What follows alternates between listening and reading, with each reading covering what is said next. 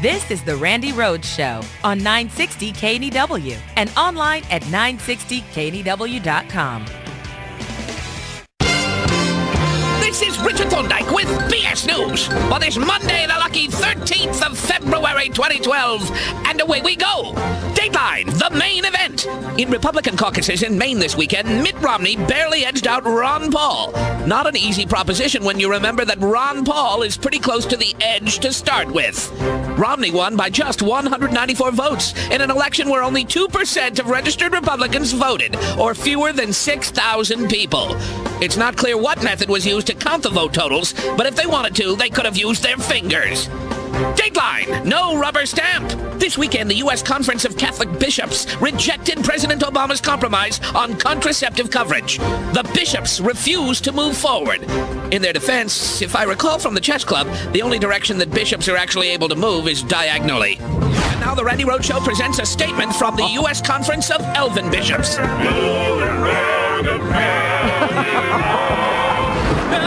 Dateline, Kentucky Whoa Man. A Kentucky man broke into a supermarket completely naked, wrote the word sorry on the floor with NyQuil, covered his body in peanut butter and chocolate, and passed out.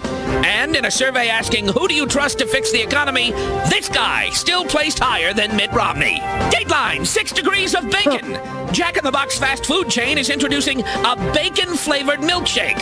For those people whose religion doesn't allow pork products, the shake does not actually contain bacon. But ordering a bacon milkshake still violates religious prohibitions against taking your own life. And finally, Dateline, elephantitis. Scientists studying the rate of evolutionary change say it took elephants 24 million generations to evolve into the size of, well, elephants. By comparison, it only took about 20 years for Val Kilmer to do the same thing. The cruelty stops here. That's all there is. Richard Thorndike, BS News. Have a great week. Above the fruited plain. Yes, I get it. Alvin Bishop. Yes, okay. All right. So Romney over the weekend won Maine. Was anybody aware that anybody was running for anything in Maine? Did anybody know? Apparently, people in Maine, the Mainers, are you called Mainers or Maniacs? Mr. Manzo, you're from Maine. Both? All right, the Maniacs, he's from Maine, I get to say it. The Maniacs forgot to vote. They didn't remember that there was a Republican sort of a caucus thing happening there.